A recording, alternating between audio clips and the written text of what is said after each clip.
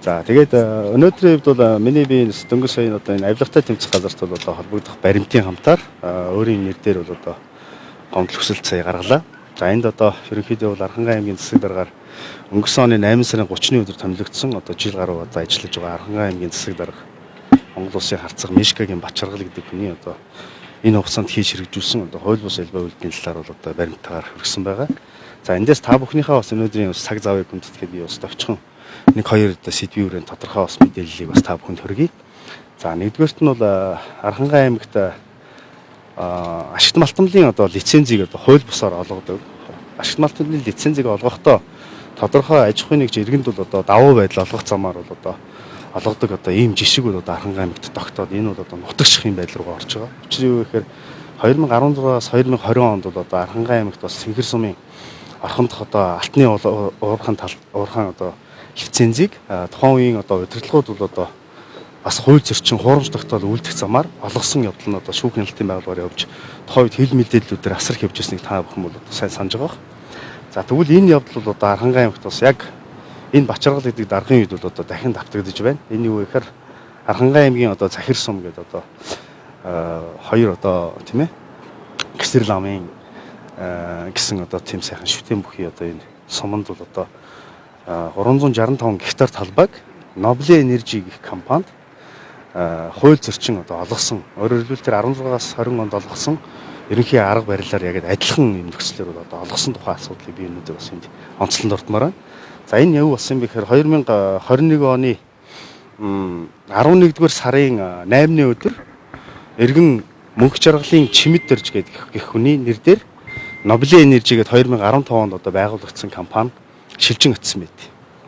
За ингээ улмаар одоо 2021 оны 12 сарын 28-ны өдөр ашигт малтмал газрын тосны газраас л одоо аймгийн засаг даргад одоо 12 сарын 28-ны өдрийн B5668 гэсэн тоотоор аймгийн засаг даргад одоо энэхүү одоо дүгнэлтүүд очсон байдаг. За энэ дүгнэлтэн дээр энэ дээр та бүхэн бас нэг зүйлийг онцгойлон анхаараарай. Он сарыг нь маш сайн одоо та бүхэн анхаарахыг хүсэж байна. Тэгээд 28-ны өдөр дөнгөж Бачаргал дарга дээр гарсан энэхүү дүгнэлт маань тэр даруйда Архангай аймгийн Захир сумын иргэдийн төлөөлөгчдийн хуралд очсон байдаг. За тэгээ 28-ны өдөр бол одоо Захир сумын иргэдийн төлөөлөгчдийн хурлын тэргүүлэгчдийн хуралдааны шийдвэр гарсан. За харамсалтай нь энэхүү хуралдааны шийдвэр бол иргэдийн төлөөлөгчдийн хуралдааны тэргүүлэгчд огт хуралдаагүй байхад тус хурлын дарга Баатар Чулуун гэдэг хүн одоо тухайн одоо хурлын тэргүүлэгчдэд тухайн өдөр бол одоо манайх одоо ийм лиценз олгох гэж байна. Дэмжээч гэдгээр утсаар зарим нэг хүмүүст хэлсэн байдаг. Мөн засаг дарга нь бол одоо бас ийм нөлөөллийг үзүүлсэн байдаг. Харамсалтай нь бол энэ хуралдаан дээр эрсдэл бүрдээгүйгээр энэ хуралдаан болоогүй бөгөөд энэ хуралдааны болоогүй байхад Баатар Чулуун гэх хүн иргэдийн төлөөлөгчдийн хурлыг болж улмаар бол одоо дэмжсэн шийдвэр гарсан гэсэн тогтоолыг хуурамчаар үлдсэн байдаг. За энэхүү хуурамч одоо шийдвэрийг хамгийн сонирхолтой нь ашигт малтмлын газрын дүгнэлт 28-ны өдөр гараад гарсан өдрөө Захир сумын иргэдийн хурлын тэргүүлэгчдийн хурал бас тогтоолоор гарсан. Өөрөөр хэлбэл хуурамчаар тий. За энэ өдрийн маргааш нь одоо тус сумын засаг дарга Албаатар гэх хүн энэхүү хурлынхаа шийдвэрийг аймгийн засаг даргад уламжилсан байдаг 29-ний өдрөө. Ингээд аймгийн 30-ны өдөр буюу 12 сарын 30-ны өдөр нь аймгийн иргэдийн төлөөлөгчдийн хурлын тэргүүлэгчдэр энэхүү одоо хууль бус одоо хуурамч тогтоолоор үндэслэлсэн Nobile Energy гэх компанид ашигт малтмлын лиценз олгох тухай асуудал иргэдийн төлөөлөгчдийн хурлын тэргүүлэгчдээр дэмжигдсэн байдаг. За энэний бол одоо протокол бүх холбогдох баримтуудыг та бүхэнд болсон ингээд та бүхэнд файлаар нөгчнө. За тэгээд 30-ны өдөр ингээд гарсан аймгийн иргэдийн төлөөлөгчдийн хурлын тогтоолыг үндэслээд 31-ний өдөр нь аймгийн засаг дарга Nobile Energy гэх компанид лиценз олгох шийдвэрийг бол одоо ингээд гаргасан мэт. 910 гэсэн 12 сарын 31-ний өдрийн энэхүү шийдвэрийг. За тэгэхээр энэ дээр бас аймгийн иргэдийн төлөөлөгчдийн хурал болон сумын иргэдийн төлөөлөгчдийн хуралд асуудал оруулах эрх бүхий субъект засаг дарга байдаг. Энэхүү эрх бүхий субъектийн одоо гаргах оруулсан материалын одоо асуудлын үнэн мөнийг бол одоо тухайн оруулсан этгээд хариуцдаг. Өөрөөр хэлбэл хуурамч тогтоолыг үндэслэн оруулсан энэхүү баримтыг засаг дарга бас мэдсээр байж ингээ оруулсан. Яагаад би Эргэн чимэд дөржийн биш мөнх жаргалын чимэд дөрж гэх хүнийг би яагаад аймгийн засаг даргын одоо хамаарал нөлөөтэй байх үндэстэй гэж хараад байгаа вэ? Нөгөө талдаа бол би Захир сумын иргэдийн төлөөлөгчдийн хурлын даргыг энэ хуурамч тогтоол хийхэд нь хүргэсэн гэж үзэж байгаа. Ягаад гэвэл энд бол мөнх жаргалын чимэд дэрчтэй энэ хүн бол хамааралтай байх үндэс тогтоогдох байгаа. Миний олж мэдснээр бол одоо мөнх жаргалын чимэд дэрч нь 15 онд дөнгөж одоо байгуулагдаад 21 оны 11 сарын 8-ны өдөр дөнгөж шилжүүлж авсан компаниараа 12 сарын 30-ны дотор буюу 28 ашигт малтмлын газар 28-ны өдөр мөн хурлын шийдвэрийг гаргуулад 30-нд аймгийн шийдвэрийг гаргуулад 31-нд ингээ албан ёсоор шинэ жилийн үе тохиож байгаас аймгийн засаг даргын шийдвэрийг гаргасан нь ердөө ажлын 4 өдрийн дотор бүхэл бүтэн ашигт малтмлын лицензийг ингээд одоо гаргуулчихсан байгаа байдал нөрөө элтэд бол одоо ингээд нөгөө засаг даргынхаа албан тушаалын бүрэн эрх хэмжээг хэтрүүлж Нобелийн энержи компани түүний одоо эзэн гих мөнх жаргалын чимэд дэрж их найздаа бол одоо давуу талыг үүсгэсэн гэж одоо үзэж байгаа. Энэ нь бол одоо авилгын үеийн 22-ийн 1-ийг хамгийн наадах нь өдөрцөн гэдэг асуудал бол баримтаар тогтоогдож байна. За тэгээ энэ асуудлын өнө мөн яаж хэрхэн одоо тогтоогдсон юм бэхээр 22 оны 3 дугаар сарын 30-ны өдөр захирал сумын иргэдийн төлөөлөгчтэй хуралдаанаараа энэхүү одоо тогтоол хуурамчаар тогтоогдсон гэдгийг албан ёсоор хуралдаан дээр авч хэлцээд Баатар Чулуун гээд одоо энэ хуралдааны одоо хуурамч тогтоолыг үйлдсэн хүний шийдвэрийг хүчингү болгох шийдвэрийг хурлаасаа гаргаад дээр нь хуурамч тогтоол үйлдсэн Баатар Чулууныг хурлын даргаас ногцруулсан. Мөн энэ өдөр хуурамч тогтоол гаргахад нөлөөлсөн засаг дарга мөн огцруулсан мэт. Ингээ 12 сарын 30-ны өдөр гаргасан огцруулсан шийдвэрийн аймгийн засаг даргад бол одоо шинэ томилогдсон хурлын дарга Эрдэнэбат гэдэг хүн 31-ний өдөр авчирч танилцуулж улмаар 4-р сарын 1-ний өдөр аймгийн засаг даргын захирал сумаас гарсан 30-ны өдрийн одоо албан огцруулах засаг дарга Галбаатарыг огцруулах тухай хүсэлтийг бол хүлээж авахаас татгалцсан байна. Нэгжийн тухай хуулинд засаг дарга дооцчны засаг даргыг огцруулахыг хүлээж аваагүй тохиолдолд 1 жил дахин одоо энэ асуудлыг гаргаж тавих боломжгүй байдаг юм зохицуулттай. Өөрөөр хэлбэл энүүгээр бол одоо тухайн сумын засаг дарга, хурлын дарга, аймгийн засаг дарга гурвал Нобелийн энержи гэдэг компани ашиг сонирхолд одоо үйлчилсэн гэдэг нь одоо энэ үйлдэлээр жишээ нь нотлогдож байгаа хэрэг болж байгаа. Хоёрдугаарт нь энэ 3 сарын 30-ны өдрийн хуралдсан захирал сумын хуралдаанаар засаг дарга Галбаатар гэдэг хүн маань энэхүү асуудлын хууль бус асуудлыг сөхөж тавьсан. Энэ асуудал дээр одоо огцруулах энэ хууль бус үйлдэл гаргаж тавьсан. Өөрийн засаг даргын орлогчоо, сумын засаг даргын орлогчоо мөн энэ өдөр ажилласан чөлөөсөн. За хамгийн сонирхолтой нь юу болсон юм бэ гэхээр хууль бус үйлдэл тогтоогдсон өөрөө хүлээн зөвшөөрөөд ажил албан тушаалаас чөлөөлөгдсөн байсан хурлын дарга Галбаатар гэдэг хүн эргээгээд өөрийнхөө орлогчоор ингээд ажил тавьчихсан. Өөрөөр хэлбэл энэ хүнийг хууль бус үйлдэл хийхэд нөлөөсөн учраас ажил албан тушаалын ямар нэгэн байдлаар хэршиг хангах одоо зорилгоор энэ хийгдсэн байна гэж харж байна. За 4-р сарын 1 билүү 2-ны өдөр байна уу? Захирал сумын Галбаатар гэдэг засаг дарга огцруулах шийдвэрийг аймгийн засаг дарга буцааснараа энэ нь өөрөө бас ингээд энэ үйлдэлээрээ ингээд хамтаар энэ Нобелийн энержи гэдэг компанид бол одоо үйлчилсэн ингээд харагдаж байгаа. За ингээд энэ асуудал бол одоо ингээд олон нийтийн эсэргүүцэл, орон нутгийн иргэдийн эсэргүүцэлтэй тулгарч улмаар бол одоо засаг даргын тамгын гадаа нь бол одоо тус сумын иргэд бол одоо жагсаал цуглаан зохион байгуулж энэ нь одоо үндэсний хэмжээний телевиз сайтуудаар гарч ирснийг та бүхэн бас санаж байгаа бох. Тухайн үед одоо TV5 телевизийн тэрээр бол тус сумын хурлын төлөөлөгч нарын тэрээр мэдээлэл хийж ирсэн. За энэ асуудлаас үүдэн одоо засаг дарга өөрийн гаргасан одоо энэ хүү 910 тод захирамжаа хүчингү болгосон. Гэхдээ хүчингү болгохдоо би бол одоо санаатай үйлдэл гэж нэг харж байгаа зүйл нь Нобелийн энержи гэдэг компани нэр нь бол Нобеле ил үсгийн ард диетэ юм нэртэй компани байгаа. Энэ Нобелийн энержи гэдэг компани захирамжийг зуцлахдаа Нобел энержи гэж одоо үгсгийн алдааг бол би зориудын алдаатайгаар одоо аймгийн засаг дарга гаргасан гэж харж байгаа. Энэ байдал нь бол одоо энэ захирамжийн эрх зүйн чадамжийг бол одоо унагсан юм одоо үйлдэл. За энэтэй улбаатайгаар одоо 6 сард тус Нобелийн энержи гэдэг компаниас захирал сумын засаг даргад бол одоо албан 3 хуудас бүхий албан бичиг хөргүүлсэн байдаг. Энэ албан бичигтээ ихэнх хэсэгт нь бол одоо манай Нобелийн энержи компани 365 гектар талбай бүхий одоо энэ лиценз бол одоо өнөөдрийн байдлаар хүчин төгөлдөр байгаа гэж бид үзэж байгаа. Тийм учраас нийгмийн хариуцлагын гэрээний үед цаашдаа ингээд хамтран ажиллая гэсэн утга бүхий албан бичиг хөргүүлсэн байдаг. Ингэж одоо хөргүүлэх үндсний юу гэхээр захиргааны иргэн шүүхэд магадгүй тэр Нобелийн энержи гэдэг компани хэрэг хандах юм бол Нобель гэж гаргасан захирамж бол одоо хүчингү болох юм бас нөхцөл тогтоогдод байгаа учраас энийг бол одоо ингэж харж байгаа. Тэгээ энэ асуудлыг бол одоо тухайн үе захирамж хүчингү болгосноор хэдийгээр чимээгүй болгосон боловч энэ асуудлын хамгийн чухал зүйл нь юу гэхээр өнөөдрийн хүртэл энэ асуудал эцэслэн шийдээгүй байгаа учраас энэ асуудлыг би авилгатай тэмцэх газар төгч энэ албан тушаалын байдлаа хэтрүүлэн дагуулan ашигласан байна гэдэг зүйлийг тогтоолохоор ирэх өгч байгаа. За хоёр дахь асуудал Ер нь бол маш олон хууль тогтоомжийг ер нь бол засаг даргаж ирж байгаа. Би энэ дэс гол гэсэн асуудлыг тавьж байна. Хоёр дахь асуудал нь болохоор Архангай аймгийн төвд худалдааны гудмын хойно гэх байршил бүхий газар дээр одоо түрүүний ярьжсэн захирал сумаас сонгогдсон төлөөлөгч ер нэмдэрж гэх хүний эхнэрийн нэр дээр байх газар дээр өнөөдөр нийт эзэмшлийн талбай дээр ингээд өөрийн одоо зөвшөөрөгдсөн талбайгаас хэтрүүлээд барилга байшин бариад эхэлсэн. Өнөөдөр хүртэл одоо хууль бус одоо явж байгаа барилгын ажил нь 7 давхраа хүртэл ингээд үйл ажиллагаа тасралтгүй өнөөдөр явж байна. Мэргэжлийн албан байгууллагаас уг асуудлыг одоо зогсоохоор ингээд удаадараа тухайн байгууллага шаардлага хүргүүлсэн чинь өнөөдөр хууль зөрчсөн барилгын ажлыг тасралтгүй явуулж асуудлаар би бас ярьж байгаа. Энэ дээр яагаад засаг даргыг би одоо албан тушаалын байдлаа уруулан ашиглаж нэмдэрж гэдэг хүн дээр давуу байдал үүсгэсэн гэж би үзээд байгаа гэхээр нэгдүгüүрт нь 2015 онд тус газар 10-ыг өргөшөө автаа уртаашаа 20-той нийт 200 м квадрат бүхий талбай газар нь иргэн одоо эмийн нэр дээр 2015 онд одоо гарсан байт. 15 онд энэ гарсан 200 м квадрат бүхий газрыг иргэн одоо нэмдэржийн эхнэрийн нэр дээр 2018 онд шилжсэн байт. Ингээ болмоор 2022 оны 5 дугаар сараас тус газар дээр тухайн хүний одоо тэр нэмдэрж гэх төлөөлөгчийн өнөөдрийн хүртэл үйл ажиллагаа явуулж байгаа барилга байгууламжийн газар шуурын ажлын барилгын ажил эхэлсэн.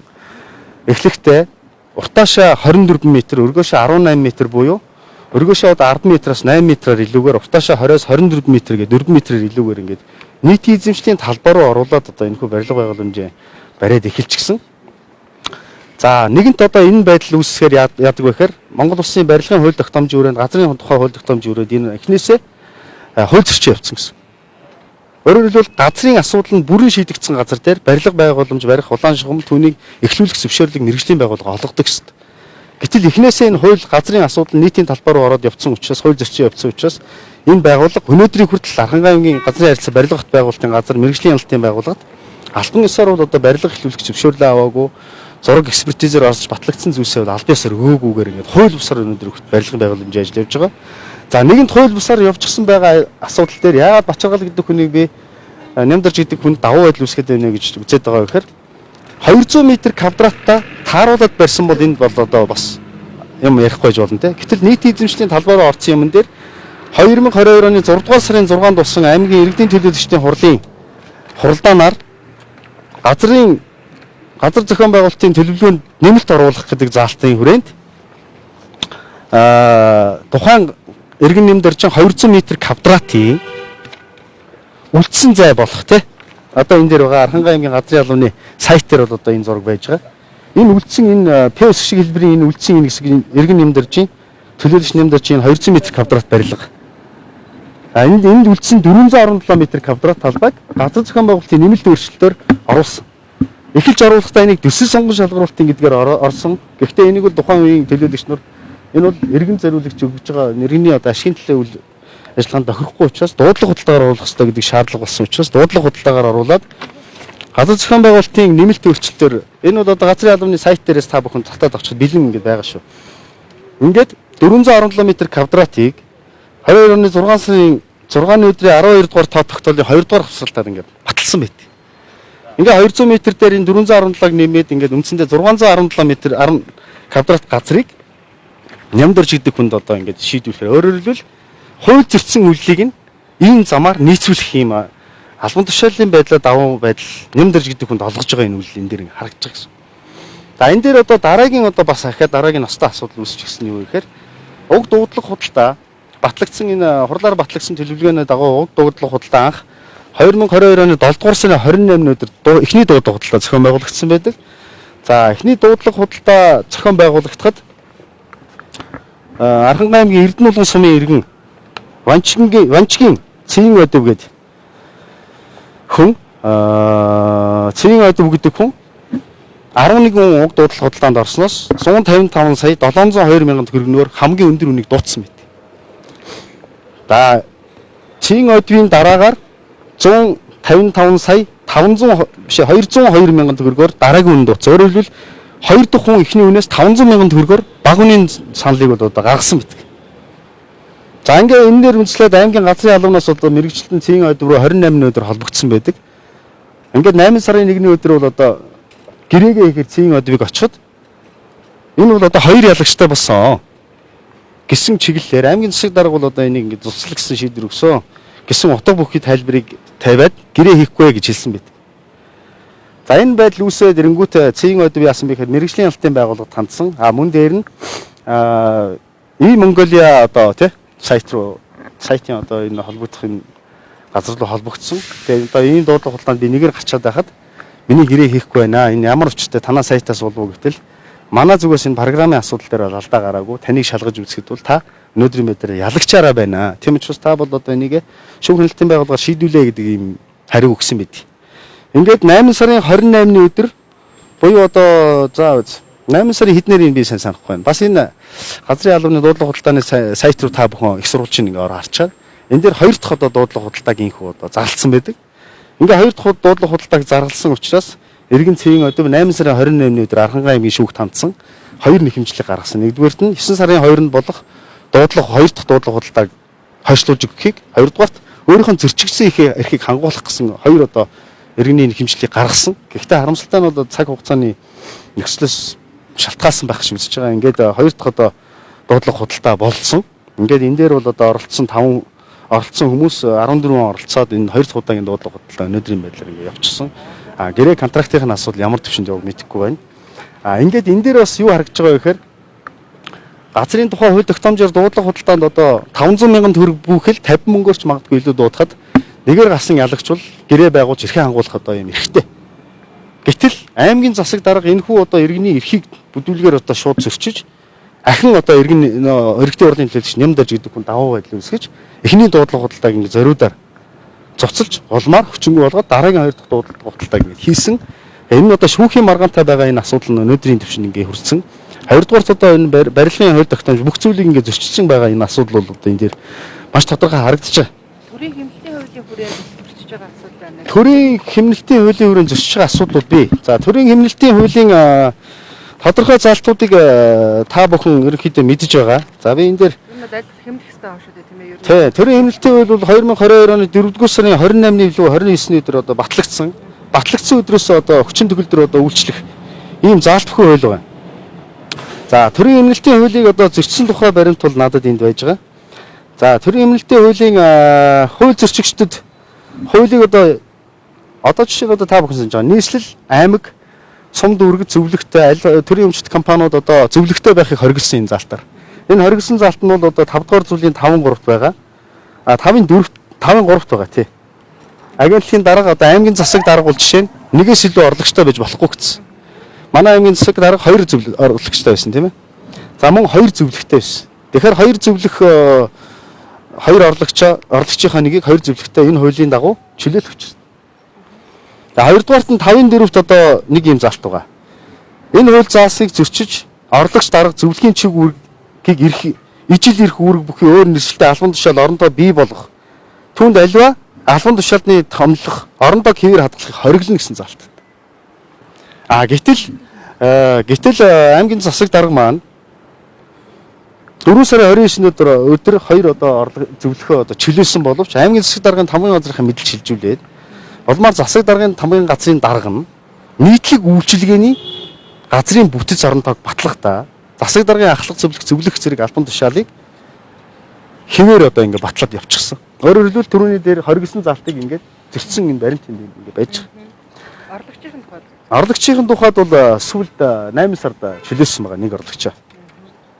Нэг орлогч нь болохоор хууль бусаар томилогдсон тийм ээ. Хууль бусаар биш. Орлогч бол хууль ёсны байсан. Гэхдээ төрийн хэмнэлтийн хууль хэрэгжиж эхэлснээр нэг орлогчтой болох ёстой болсон учраас нэгийг чөлөөсөн гэсэн.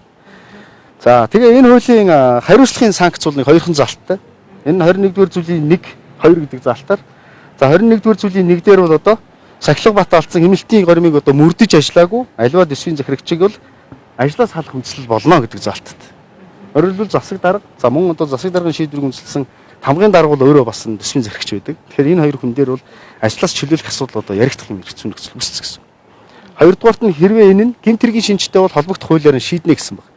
Тэгэхээр ийм хууль тогтоомжууд одоо зөрчсөн. За мөн цаашлаад одоо нарийн одоо жижиг сажигын яриул маш олон асуудлууд байна. Тэгээ энийг бол одоо та хэдийнхэн цаг завыг бас хүндэтгээд олон юм ярихгүй бай гэж бодож байна. Нэг юм тодруулъя. Одоо түрүүн дээр засаг дарга Нобелийн энерги дээр бол Нобель энерги гэдэг тийм ээ. Өөрсдийн зориудын алдаа гаргаж За тусгай эрх одоо тэр захирамжаа цуцсан гэж байгаа. Тэгэхээр одоо яг энэ компани ажлаа хэвийн үргэлжлүүлж байгаа юу? Эсвэл бол одоо ажил нь зогсчихсан байгаа юм тэр мэдээ. Яг хөө энэ эхний ээлжинд бол хууль тогтоомжоор хайгуулын тусгай шүрэл гэдэг юм ард.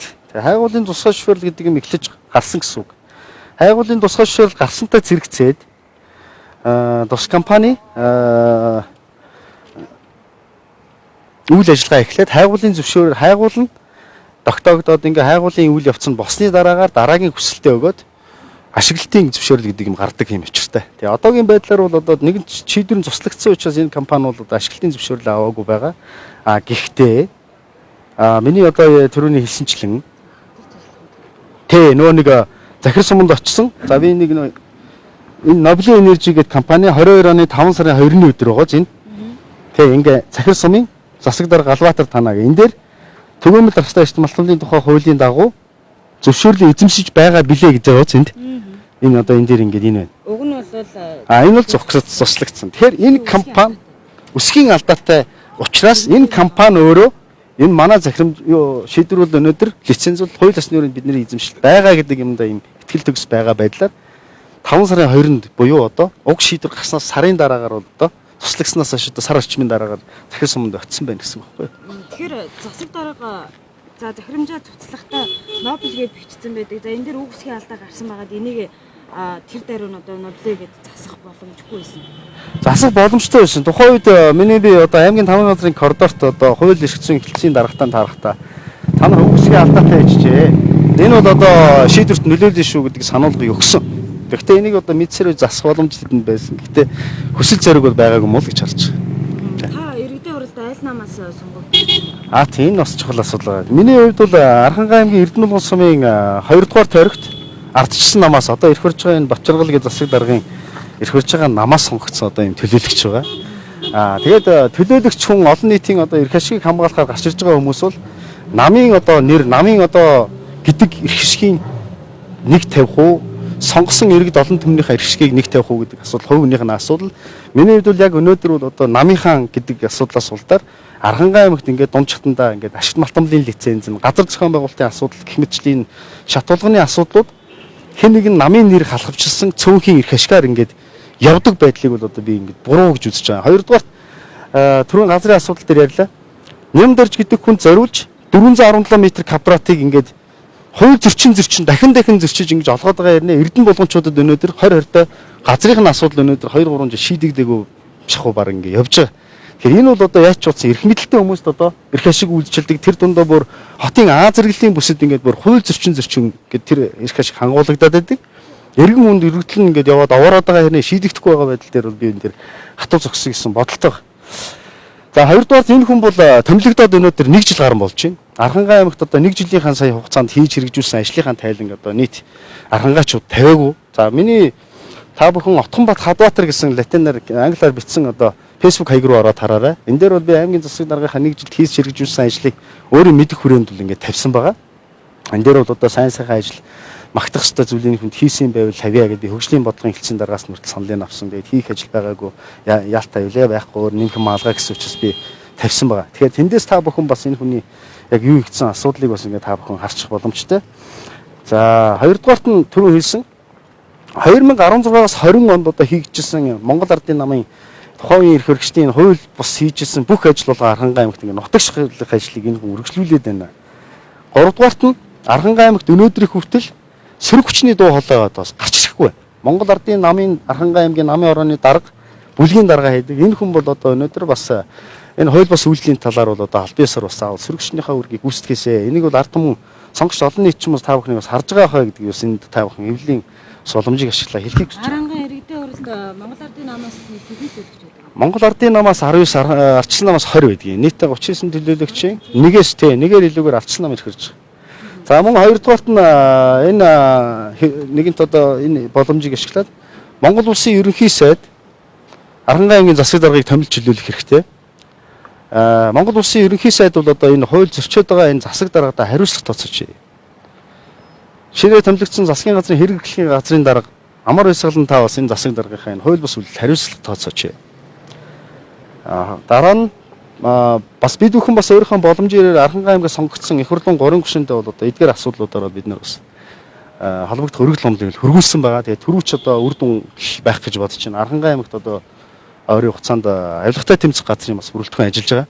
Тэгээд энэ асуудлаар болон жижиг сажиг асуудлаар бас нутгийн иргэд бас асуудал гомдлоо бас өгөх байх гэж найдаж байна. Тэгээ энэ дээд дунд одоо зөвхөн дээд чатны одоо бид нар авилга энэ албан тушаалын альва асуудлыг л мэддэг хэрнээ. Өнөөдөр дунд чатанд юм болох байгааг тэр дундаа дунд чатанд нэг нөө жижиг газар учраас ингээд нэгнийхээ танилын нүрийг хардаг. Намынхаа хэрэгшгийг бодоод ийм альва хууль бус үйлдэлийг ер нь ингэж гаргаж тавьдаг ийм зүрх зөрөгтэй хүн байдаггүй юм. Энэ байдал дээр би бас ингээд зориг гаргаж, иргэний зориг гаргаж байгаа.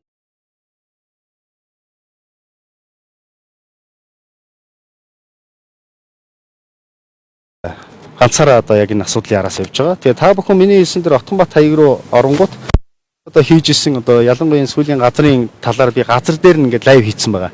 Та бүхэн тэдгээр материалуудаа ороод танилцах боломжтой.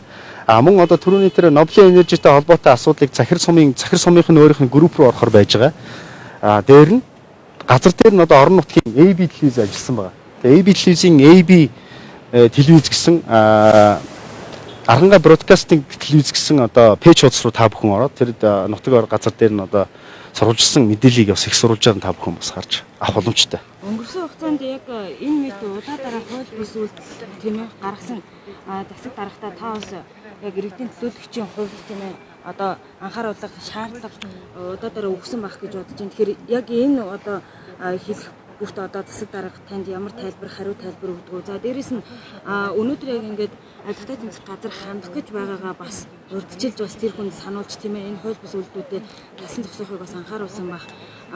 Бас яг энэтэй холбогдуулаад тийм ээ хэн нэгнээс ч гэдэг юм уу дарамт шахалт ирэх тохиолдол юу байгаа юу? Цаашдаа бас энэ хүү зүйл ирэх хандлага ажиглагдаж байгаа юу? Ер нь бол аймгийн иргэдийн телевизчдийн хурлын дарга хурлын нарийн бичгийн дарга за мөн одоо засаг даргын зөвлөлт дээр нь аймгийн засаг даргын орлогчд би бас газрын харилцаа барилга хотын дарга гэх мэтлэг яг энэ холбогдох албан тушаалтнуудад бол би за одоо энэ асуудлаар би ийм мэдээлэл хийх гэж байна. Ийм танилцуулга хийх гэж байна гэдгийг би заавал хэлдэг. Хэлээд тэр хүмүүс цааш бас засаг даргад уламжилдаг. За миний би одоо 2-3 удаа одоо засаг даргатай энэ талаар ойлголцоо одоо хүсэл тавьсан боловч надтай уулзах өгөх хүсээгүй. За тэр Нобелийн энержийн одоо энэ хууль бус үйлдлийн талаар тухайн үед миний би бас 5 сарын сүүл хаваар үлүүдээ бас лайв хийжсэн. Тэгээ энийгээр одоо намайг жишээ нь нэр төрөндөд халдаж одоо гүтгсэн гэдэг үндэслэр аймгийн цагдаагийн газарт бас намайг өгчээсэн. Би мэдээж баримтаа барьж очиод хууль зөрчөөгүй гэдгээ баримтаараа нотлсон учраас энэ хэрэг бүртгэлнийг үүсгэхээс нөхөөс татгалзаад хааж исэн. Гэхдээ юуг одоо юу гэдгийг одоо занал хийлж гэдэг юм өөрийн биеэр нэг удаа бас яг над руу нэг ингээд чамааг өстэй байхгүй болгоно гэх мэтлэн занал хийлж байсан л да. Засаг дарга өөрөө засаг даргын орлогчийн өрөөнд. За одоо тодруулаа хэлчих юм одоо бүр миний эмзэг ихнээс барьж аваа, заамдаж аваа тий. Ийм одоо овег үйл гаргаж ирсэн. Тэр үед одоо аймгийн засаг даргын орлогч одоо зөвлөх гэх мэтлэн одоо төлөөлөгч нар гэх мэтлэн хүмүүс одоо энд яг хараад байжсэн тий. Дээр нь одоо юу гэдгийг сошиал орчинд бол одоо янз бүрийн байдлаар миний нэр төрийг гутахаар оролддог. Гэхдээ олон нийт бол маш эрүүлэр хүлээж авч байгаа явдал би өнөөдөр бас уран зөрөгтэйгээр энэ дээр бол одоо явж байгаа. Мэдээж одоо энэ авилга коррупцийн талаар бол одоо шүгэл хүлээнэ гэдэг бол иргэнээс одоо маш их эр зэрэг шаарддаг. Та бүхэн одоо шүгэл хүлээгч гэдэг нэг солонгосын киног одоо үзэх юм бол энэ дээр бол одоо тэр хүмүүсээс ямар их одоо золиос гардаг вэ гэдгийг бол одоо харах боломжтой. Тийм байгаа. Тэгээд эцсийн дүндээ бол миний одоо хүсэж зорж байгаа зүйл бол өнөөдөр Монгол улсын хөгжлийн хамгийн том чөдөр тушаа бол одоо энэ авилга албан тушаалын хүрээнд энэ авилгын шинжтэй үйлдэлс болж энэ улс орны хөгжлийн асуудал бол одоо ямар хойш явдаг юм байна. Бага орчин нөхцөлдөө бид нэр энэ хуулийг хэрэгждэг байгаасаа гэдэг энэ үүднээс би бас ирээдүйд одоо өр хөвгт маань бас ийм эрүүл орчин төсөөсэй гэдэг үүднээс би бас иргэнийхээ үргийг үсгэж бас дээр нь хурлын төлөөлөгчийн бас нэгэн үүрэг учраас би бас энэ дээр ингэж хандж ярилцж байгаа юм.